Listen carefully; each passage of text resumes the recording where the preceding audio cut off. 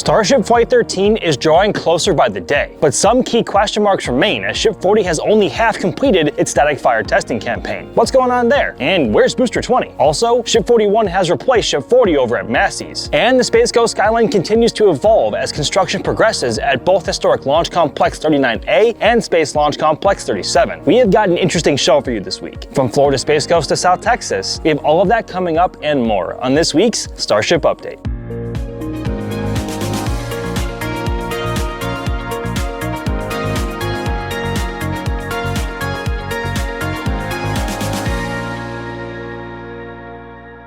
Right, I have to apologize right off the bat, folks, because I know you guys hate these. I know they don't look great on camera, but it is peak summertime right now in Central Florida, and your boy is struggling, so this is gonna be today's setup. We're starting this week off in Star Factory, as there have been some really strange developments with the nose cones. Plus, they've been taking a really good look at Ship 42. With Ship 41's upcoming cryogenic testing campaign, which we'll talk about later, Ship 42 will soon be able to fill the slot where Ship 41 was stacked inside Gigabay 2. The first part of a ship to leave the Star Factory and roll into the bay is always the Pez dispenser, shortly followed by the nose cone stacked atop the payload bay section. Fingers crossed we see that soon. Now, the reason we're talking about Ship 42 is because we've seen what we believe to be quality assurance inspection work on this vehicle's nose cone tiles through the Star Factory windows. SpaceX is taking great interest in making sure its thermal protection system is in the best possible shape prior to stacking. But Ship 42's nose cone is not what we are interested in this week. First, let's take a look at what on earth SpaceX have bolted onto the side of this nose cone right here. Our best guess as to what this could be used for is a pass-through allowing a piston to connect to internal nose cone hardware for structural testing. We've seen a similar thing happen on the Booster 18.1 test tank in the past. But despite what we've seen discussed in the community, no, this is not human landing system hardware. I'm sorry to be Captain Killjoy on that one. Some other strange activity is a mix of black and white tiles being installed on this nose cone. Interestingly, the white tiles are much smaller than the standard black tiles that we've become used to. It's now been removed from the new TPS installation stand, allowing it to be used for the next nose cone coming down the line. Thanks to this example though, we can see that SpaceX is planning on switching to pins for the tiles on the tip of the nose. On previous nose cones, they've been using an adhesive of sorts, due to the very unique geometry of this part of the ship. It may be making its way to the nose cone jail at Massey's, or maybe it's being sent right to the scrapyard over at Sanchez. Only time will tell. Elsewhere at the production site, we've seen the booster landing tank installation jig rolling into Gigabay 1. This means the full stack of Booster 21 is imminent. One of the bridge cranes will first pick up the forward section of the booster containing the methane tank and then place it on the installation stand. Then, the other bridge crane from the opposite side will hook up to the forward section, as these cranes cannot reach across the entire bay, a problem which will be solved by Gigabay, but more on that later. Once attached,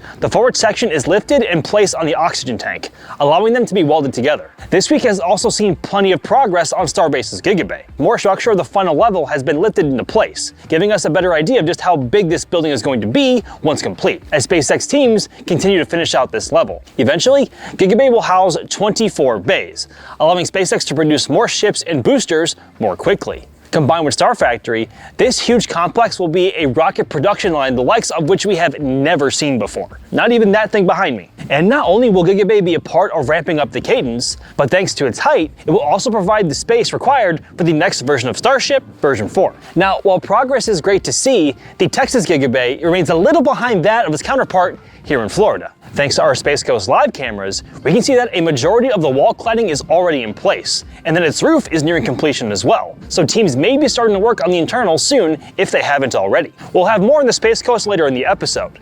But for now, let's go and check in at Starbase's launch sites. Even though we've already seen a flight from Pad 2, the launch site remains in an eternal state of construction. Adjacent to the Delta 1 entrance, there is a bunch of digging and construction work ongoing. This work is for construction of a wall extension at the front of the site. In the background, we can also see the walls of a mystery building going up. Speaking of Pad 2, we've seen more work on its chopsticks this week. This grinding and welding follows all of the other, well, grinding and welding that we've seen as of late. So SpaceX is probably working on getting these huge chopsticks ready for catching hardware. A booster catch attempt on the next flight is looking unlikely due to the boost back issues on Flight 12. But Flight 14 should follow on pretty quickly, so a version 3 booster catch may be heading our way soon.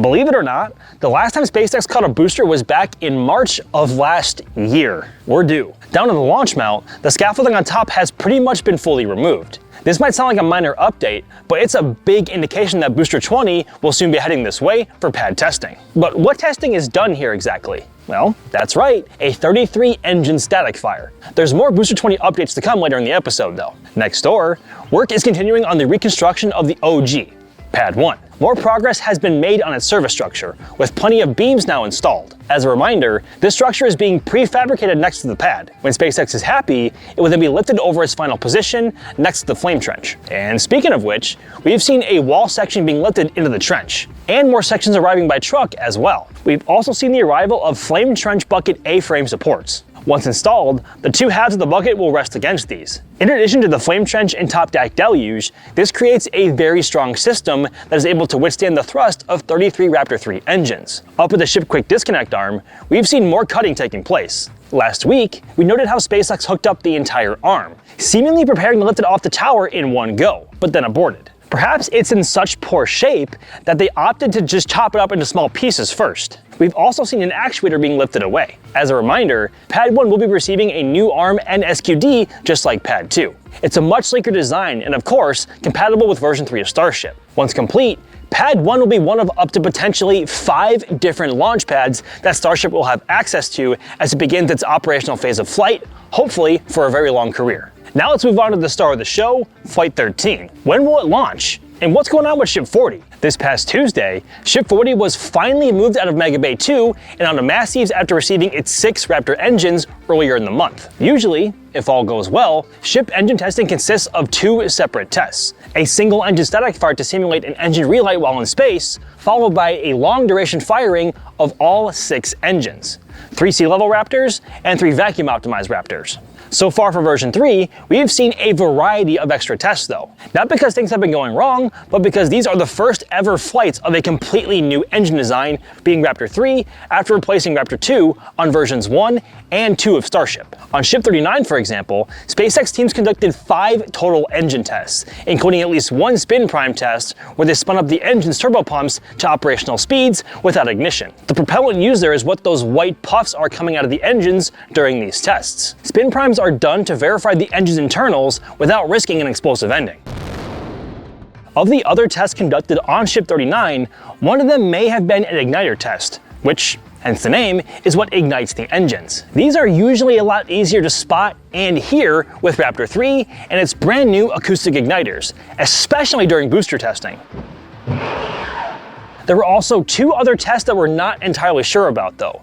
They may have been igniter tests or spin primes, but visibility towards Massey's can be really tough sometimes, so it's difficult to tell. And of course, the big one was the 6-engine static fire. On day 1 of testing for Ship 40, only 1 day after rollout mind you, Massey tank farm spooled up and loaded it with a full load of liquid oxygen and a small amount of methane, as we normally are used to seeing in this phase of testing to minimize explosive risk. As we neared the suspected T0 of Ship 40's first test, based on when we saw the flaps being tested, which is usually around T-10 minutes, we didn't see anything happen right away. But a short time later, one of our deployable cameras pointed at the base of the vehicle spotted 2 short flashes, one below the static fire stand and one in between the static fire stand itself and the vehicle. The flash appearing from below the static fire stand would be from the vacuum optimized engines, as they sit slightly lower on the vehicle compared to the sea-level engines, which had the flash in between the vehicle and the stand itself. These would indicate this was an igniter test of all 6 engines. But there was also a chance this was an aborted static fire test at the point of engine ignition. But this seems unlikely given the lack of deluge system activation. About 24 hours later,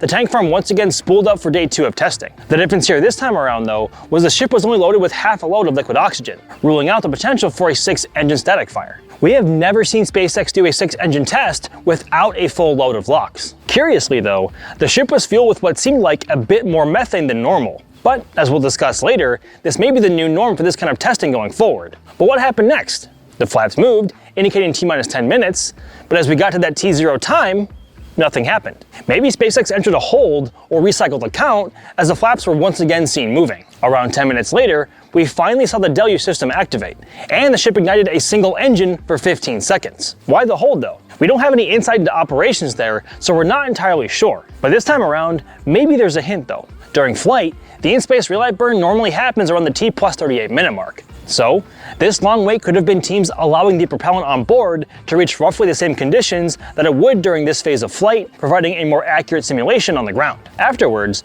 Ship 40 didn't start detanking immediately though. Instead, the vehicle looked like it maintained propellant levels for a lot longer period of time than usual. Maybe teams were gathering extra data while the vehicle was still in a flight-like condition with propellant. That being said, it could simply be the fact that the frost didn't melt as quickly as we normally see. But it's pretty hot in South Texas, so kind of unlikely. Now, all of that seemed normal in terms of single engine testing. Though it's worth mentioning we have not seen a single engine test since Ship 37. What's not normal is that Ship 40 was rolled back to Mega 2 not long after. No 6-engine test to be seen anywhere. Moving a ship back to the production site before conducting a full 6-engine test could indicate teams found something problematic in the ship, perhaps in some data from previous days that required immediate attention. Whether that means swapping out certain parts or a whole engine, we're not sure. But SpaceX did post photos and videos of the test on X, which has historically indicated that testing was successful. So we're kind of in the blind here in terms of what's happening. That all being said though, Ship 40 actually is not the biggest hurdle in the Flight 13 campaign thus far.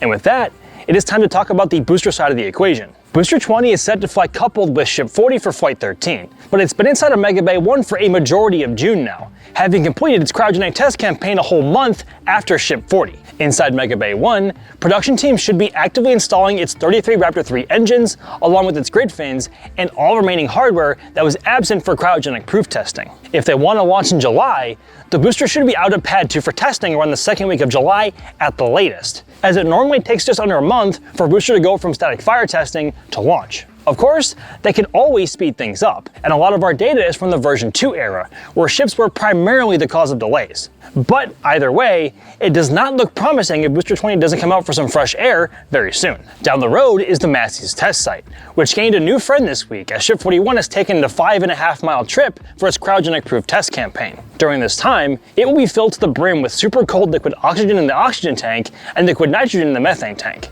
This inert fluid is used to ensure that, should it not withstand those super cold temperatures without falling apart, that there isn't a Ship 36 style explosive event. But what follows after it's proven it can hold cryogenic propellants though? In a nutshell, it'll first head back to Mega Bay 2, where its 6 Raptor engines are waiting for installation. It'll then head back out to Massey's, but this time for static fire testing. And, if all goes well, it'll return to Mega Bay 2 for final outfitting and payload integration. And finally, it'll head back to the launch site for stacking on a super heavy booster, final pre-launch testing, and of course, flight. But of course again, it is much easier said than done, and that is an extremely oversimplified explanation. Also at Massey's, the cap has been removed from the Super Crusher, one of the stands SpaceX uses to measure the structural integrity of their test tank articles. Currently inside is the Booster 18.3 test tank, with a ship aft skirt mock-up set on top. It looks like SpaceX is done with testing involving the cap, but not with testing in general. The bottom of this test article appears to have been set up for structural testing of the liquid oxygen landing tank bracing. Why?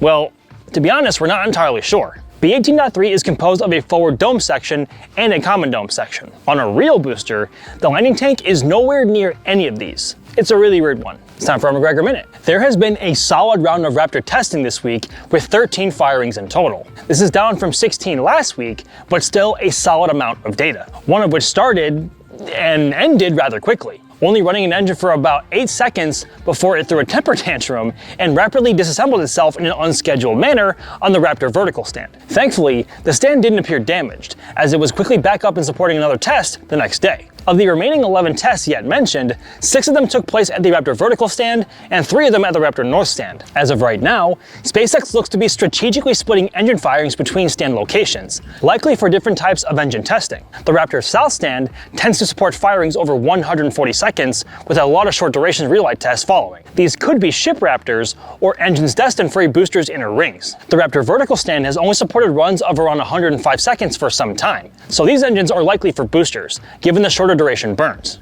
Finally, the Raptor north stand has historically supported tests as long as 420 seconds, a number that SpaceX has a long history with. Recently though, it hasn't supported burns longer than 15 seconds, and it's rare to see testing here more than other locations. And because of that, it's difficult to say what SpaceX's goal here is though, but the longer duration burns are likely destined for ships. This week, we also observed quite a few tests that either were aborted or purposely didn't reach the point of ignition. These were either igniter tests or aborts due to off-nominal data. For the first time in a couple of weeks, there has been a new Raptor record. Sea level Raptor number 180 was spotted. We're nearly at 200 now, which is kind of insane. However, this record has already been broken by another Raptor also in the 180s, but we could not get a firm look at that final number. Also spotted were vacuum optimized variants 166 and 171, and sea levels 157, 158, 39, and 80 capping off the week.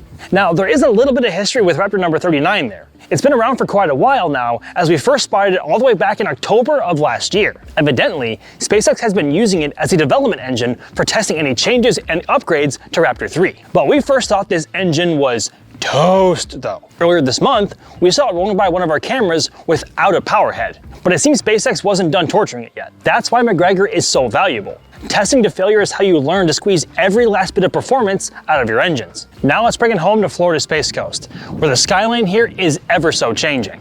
Launch Complex 39A is Starship's third launch facility and is currently being put through its paces by the testing rig Ibuprofen. That was installed in the pad last week. Ibuprofen's purpose is simple. It was first used on Pad 2 in Starbase to stress test and align every single hold-down clamp inside the launch mount, therefore verifying that it can withstand the forces produced by a booster's engines. This week, that testing jig finished up the job on the first set of clamps. It was then once again hooked up to the LR11000 crane and rotated for the next set, before moving on to whatever's next. Before we move on though, there are some construction updates at Launch Complex 39A. First, more cladding has been installed on the top of the service structure. This is important because it protects its internals from 33 Raptor 3 engines during liftoff. More importantly though, is a new FAA Obstruction Evaluation Airport Airspace Analysis entry, or OEAAA, to save you from that entire mouthful. These are filed when tall structures may temporarily interfere with surrounding airspace and subsequent air traffic. This is for lifting the roof for Launch Complex 39A's launch tower, which, by the way,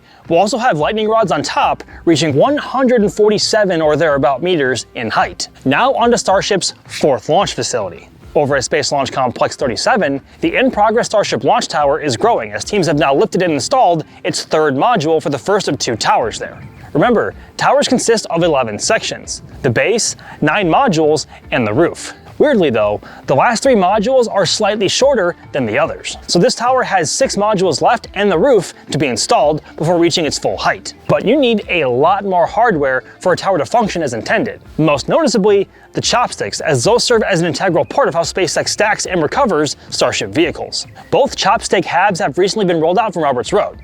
Although it's likely they went to Space Launch Complex 37, we don't know for certain yet though. But as we find out more, we'll be sure to let you know. Let us know in the comments. When do you think Flight 13 will finally happen and be ready for flight, given the current situations with Booster 20 and Ship 40? And what do you think happened after all to Ship 40? Now, I know we ask y'all some of these questions a lot, but SpaceX moves fast, and the scene is ever evolving. So we're always curious to see what y'all think as things progress. I'm Max Evans for NSF, and I'll catch you guys in the next one.